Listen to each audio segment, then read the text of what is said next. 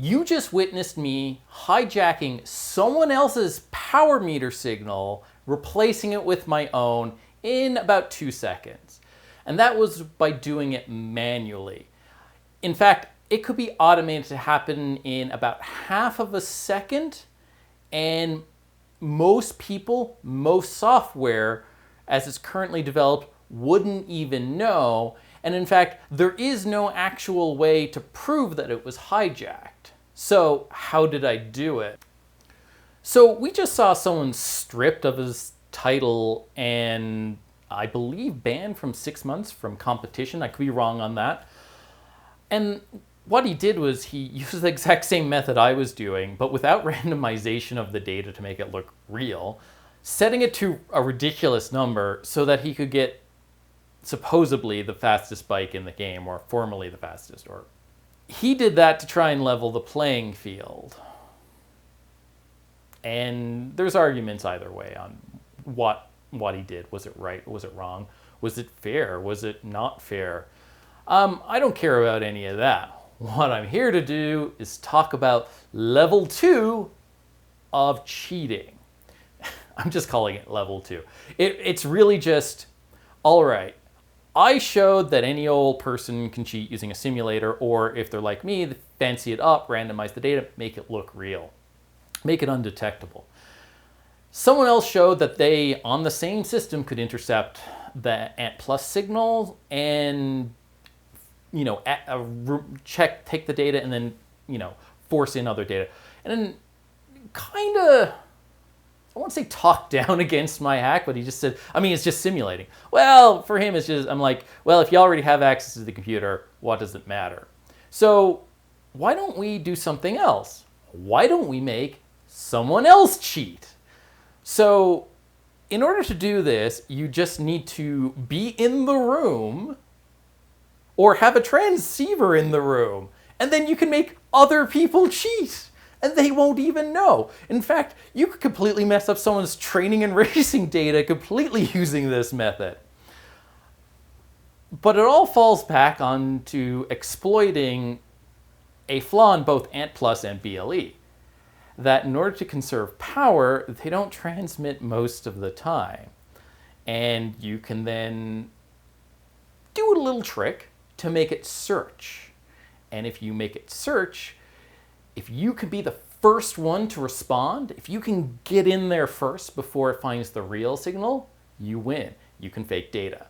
And there's a few tricks to actually make sure you're the first. It won't work 100% of the time, and with taking what I've currently got, it works about half the time, but there is a way of automating it. So let's talk about this. Let's understand the crux of the flaw where I can make anyone else cheat on Zwift without them knowing it, without Zwift knowing it, and just having to be in the same room. Okay, so what's the big deal here? Well, if I faked the data to Zwift, that's intentional cheating. If I intercept the signal between the Ant Plus stick and the computer, and before the computer processes, shove some new data in there, yeah, that's cheating. That means that the person in both of those scenarios who is cheating is intending to cheat. In this scenario, they're using their own computer most of the time, or it's a controlled computer and they're not going to be able to install software, or so it's then the organizers who are cheating. But what if you could cheat differently? What if you could just it's not really a man-in-the-middle attack, but it kind of is.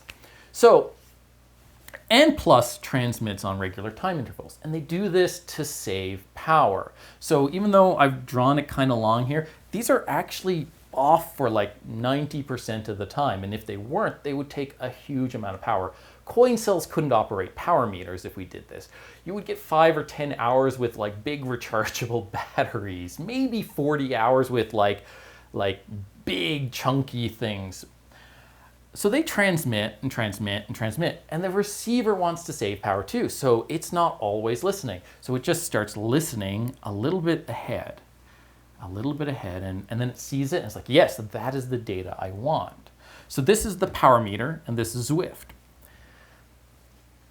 I'm going to be all three of these things. And these things actually only need to be two devices, which are just your basic transceivers that are used in all of this equipment. So I'm going to be a malicious receiver, a malicious screamer, and I'm going to be a malicious faker. So power meter transmits, Zwift or Trainer Road or any other software, cycled computer even, is receiving. Transmits, I'm already receiving. So the malicious receiver comes along and he fires up and says, all right, who can I fake? So it just starts listening. And this is a standard procedure for all ANT devices. So it starts listening until it goes, aha, I heard something. And then it synchronizes to it. So now it can receive. But at that point, you have everything you already need. You have your ANT Plus ID, you have part of the protocol that's using. There's usually only a couple things. You might need to do 2 to 4 of these receives before you can get that. Or you might want to do about 2 minutes, and then you can do things like get the manufacturer's serial number, or you can get the battery percentages, or you can get every piece of information transmitted. But that would be a lot longer prep. Once you have everything you want, you need another transceiver to scream. And that's what I was showing in the video. What I mean by scream is there just transmits a continuous wave. It runs the radio continuously. Now the great part about this is it doesn't need to be a sophisticated screamer, and on ANT Plus, there's only one frequency. So you only have to scream on one frequency to block the receiving. So what happens then? Zwift is like, wait, I expected a signal here. I got nothing, guys. I got nothing. All right, we're going into continuous search mode. So it drops the radio and then it goes, all right, continuous search mode. And you notice during that period, the second transceiver is prepping it. It had this data. It's like, all right, let's multiply that by an extra 20%, 1.2. We decode it and then re-encode it with a little extra oomph, and we start faking the data. We can fake the data. Most power meters are still running at 4 hertz. There is a new 8 hertz mode, and that increases the probability that you will be first. So let's do that. We don't actually have to, but in this, we will talk about that later. No. So when the screaming stops, we immediately start transmitting.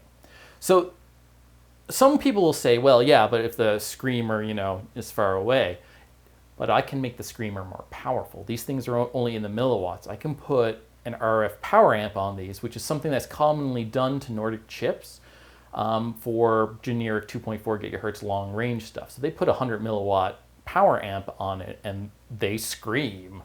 They scream a lot. So that will block the signal.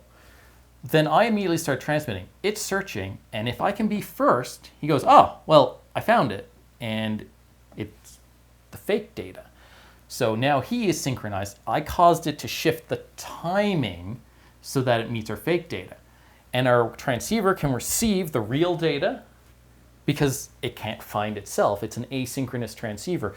So it doesn't have to worry about, like, I'm transmitting with the same ANT Plus ID as I'm receiving. It can't see its own transmission.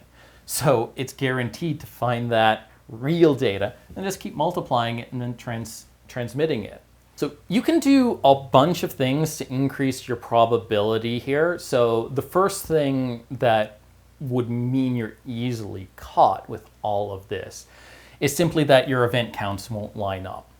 And Zwift is pretty good in competition at using the correct event count. So it would be very easy for them to detect that something's kind of gone wrong if there's you can have 6,550, 65,535 events, 16-bit.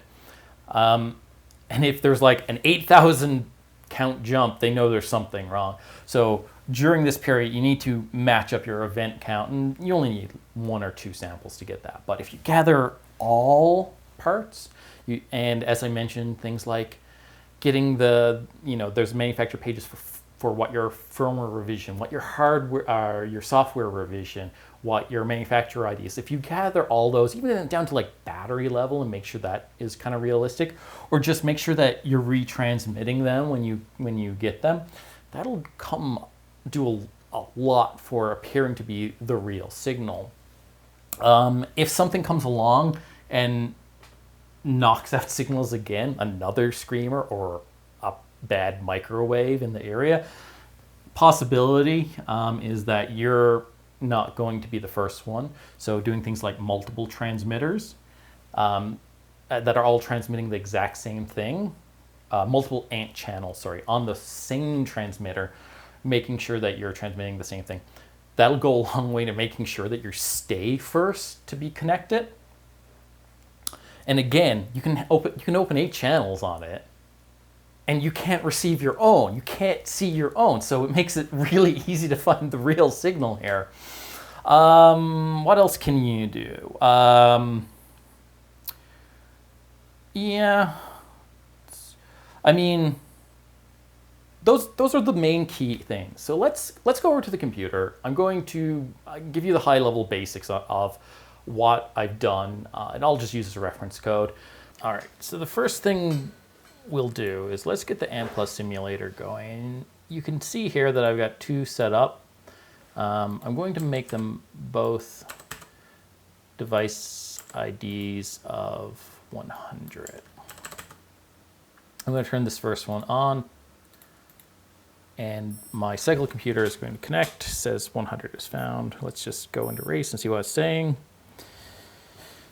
And it's transmitting 300 watts. If I change this, it'll transmit a different value, but we're going to leave that at 300 watts for now. It has an ANT ID of 100. This one has an ANT ID of 100, and I think that's close enough. I've changed everything so it looks different. And turn it on, and it's broadcasting away.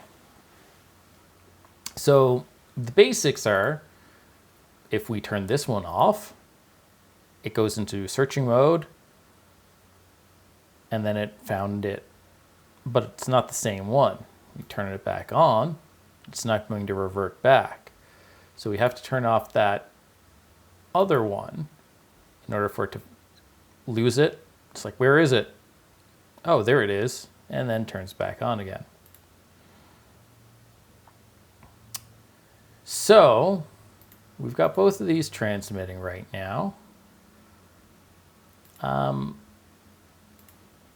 But let's go in, and this is the SDK reference example. We change the radio frequency to 57. Come over here to the command line, compile that, and it reboots a couple of times. Okay, so that's all well and good. So now we have something that can block signal. So just to prove that, we'll turn on the 3. I'm going to turn him off. Get an error, turn him on. Okay, that's closed. So 300 watts. Nothing. Blocked. Turn it off.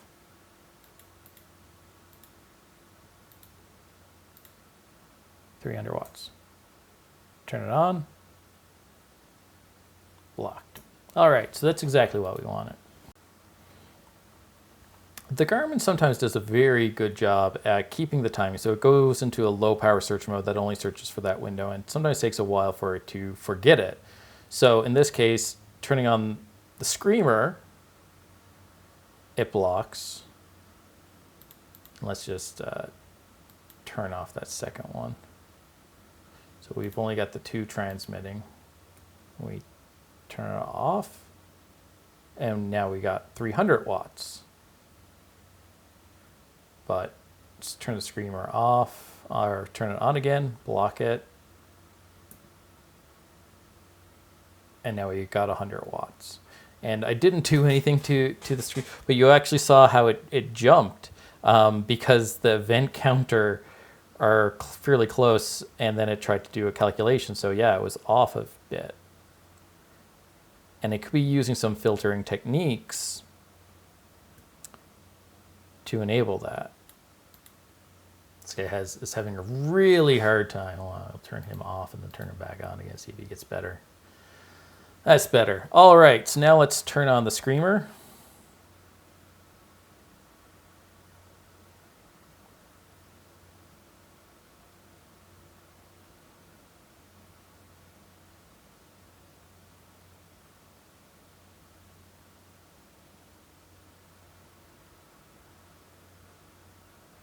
And with a little bit of luck, I'm actually going to let this run for more than 30 seconds so that, maybe not.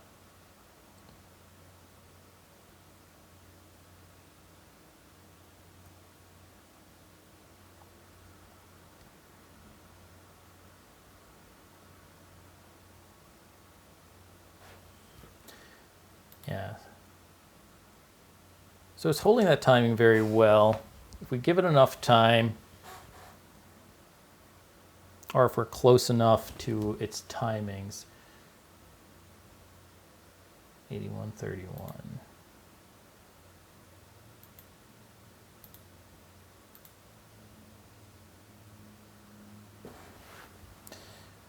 And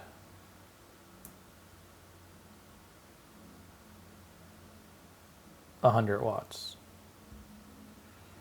So we can do that again. And in this case, I'm going to turn off everyone but 2. So none of these are transmitting, only this guy and this guy. See if we can get them back onto 300.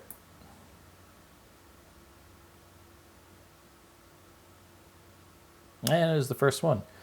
Now, it'll be surprising then if I tried again, what it'll end up on now, because it lost.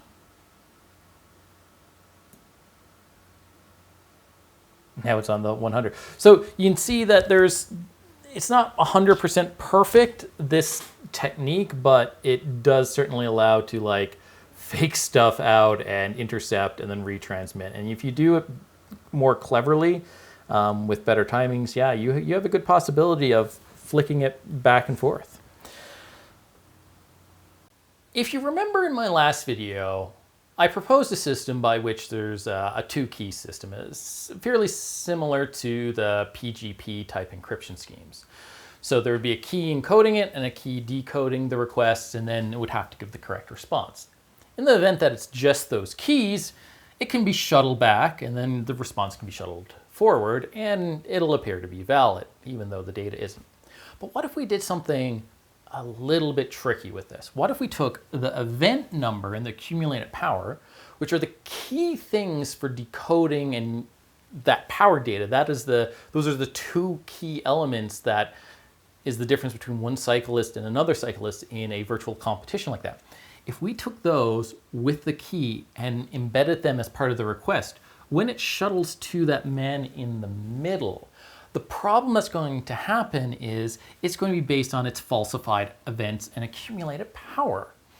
When it gets shuttled back to the crank, those aren't going to line up. So if we can be randomized of one of the last 5 or 10 event counts, the request is always going to be based on what it sees. So it's only based on this. Once it gets back to the power meter, it doesn't line up. Power meter can calculate a response. Once the response is shelled through, wrong, wrong, and it's rejected as a accurate number.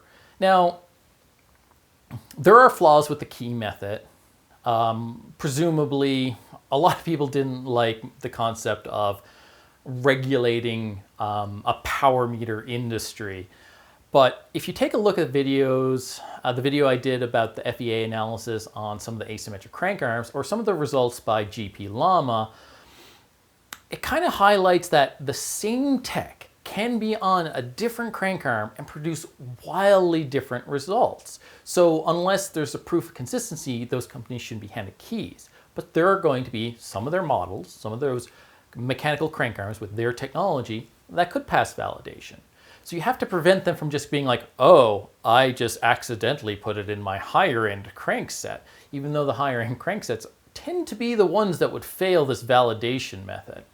So the permaban and stuff people didn't like, but I still don't see a way around that as a suggestion that one, you validate the power meter, and two, that you control that validation of the power meter. So I'm still a big proponent of a method using keys and encryption to a challenge response command with those encryption keys. And we'll have to tie in now, that has to be based on actual event and accumulated power, but relatively simple stuff to do.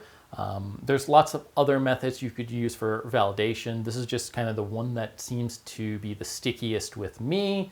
I mean, you could do things like ANT plus BLE simultaneously, both having to line up, but there's issues with drop packets and making sure you're decoding them both correctly and making sure power meter companies are encoding them both correctly, because BLE has been a bit spotty and it's still not perfect yet. With that, thanks for watching, and hopefully, this next layer of potential cheating where you can actually make other people cheat is going to be dealt with. Thanks.